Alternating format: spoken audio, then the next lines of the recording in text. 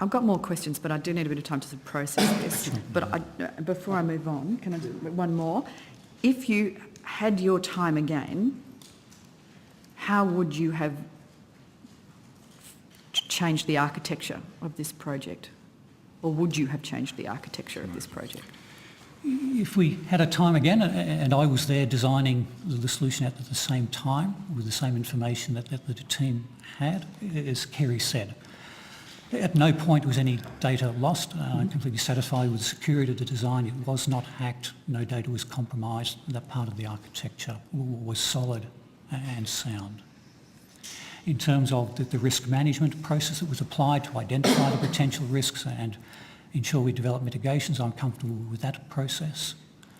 In terms of the design for the scalability to handle the volume of traffic coming into the website, the team were absolutely spot on with their modelling and predictions of the traffic volumes. They tracked exactly what had been forecast.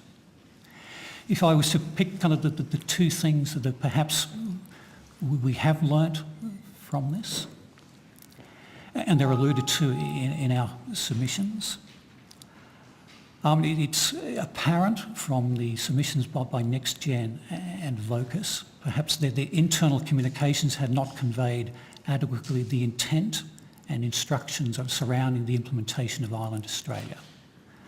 We, as the prime contractor, dealt with both Telstra and NextGen as our ISPs and expected them as large internet service providers to be able to implement those instructions correctly. Telstra did for us in 2011 and again in 2016.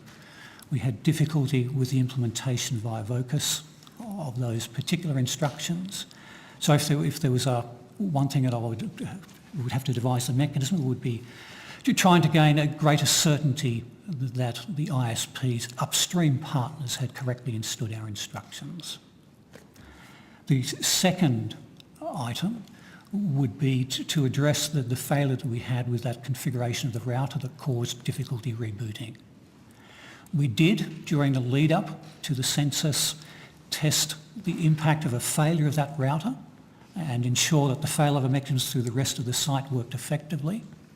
But we tested that router failure by simulating it, which is relatively easy to do in a repeatable fashion. If we had our time again, we would probably test a hard powered off, powered on that router. That would have discovered earlier that we had that reboot and configuration loading problem. Right, thank you.